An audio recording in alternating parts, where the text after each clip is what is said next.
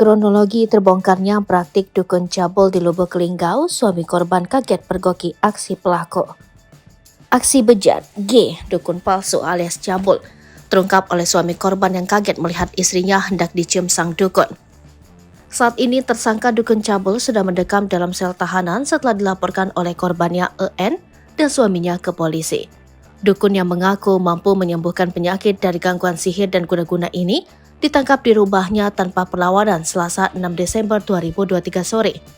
Kasat Reskrim AKP Robi Sugara didampingi Kanit Pidum Ibtu Jemi Amin Gumayel menyampaikan terbongkar praktek dukun cabul itu bermula dari kecurigaan sang suami.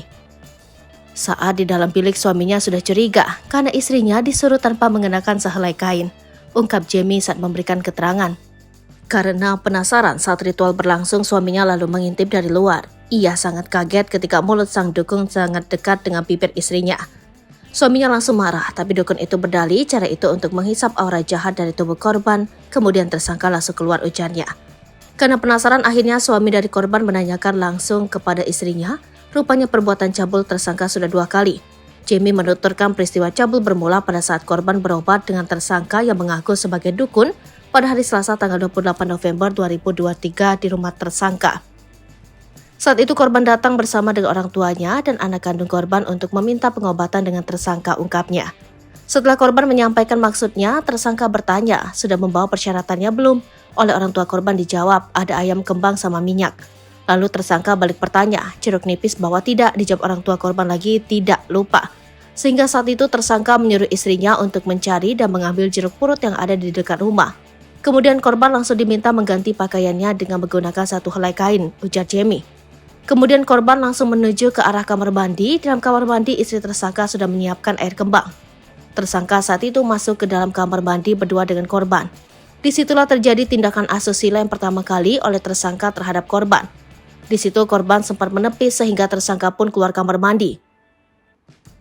Sewaktu itu istri tersangka Teti mengatakan kepada korban, mandilah pakai air bunga itu, tapi tidak usah pakai kain. Mandilah pakai air bunga itu, tapi tidak perlu pakai kain. Korban langsung mengunci kamar mandi dan mandi menggunakan air kembang, ujarnya. Kejadian yang kedua, saat itu tersangka bersama dengan istrinya datang ke rumah orang tua korban yang berada di Kecamatan Lubuk Linggau Selatan 2. Tersangka bermaksud membersihkan rumah dan tubuh korban dari pengaruh sihir. Namun tersangka memanfaatkan kesempatan itu dengan kembali berupaya berbuat tak pantas terhadap korban. Karena tak terima, korban melapor ke Polres Lubuk Linggau setelah menerima laporan terjadinya kasus perbuatan cabul tersebut pada hari Senin 5 Desember 2023. Tim gabungan Tim Macan Linggau, Unit Pidum dan Unit PPA Satreskrim Polres Lubuk Linggau dipimpin Kasat Reskrim AKP Robi Sugara didampingi Kanit Pidum Ibtu Jemi Amin Gumayel dan Kanit PPA melakukan gelar perkara. Dari tangan tersangka, polisi mengamankan barang bukti 1 buah kain batik panjang warna coklat, 1 buah kain kafan panjang warna putih. Download Tribun X sekarang, menghadirkan lokal menjadi Indonesia.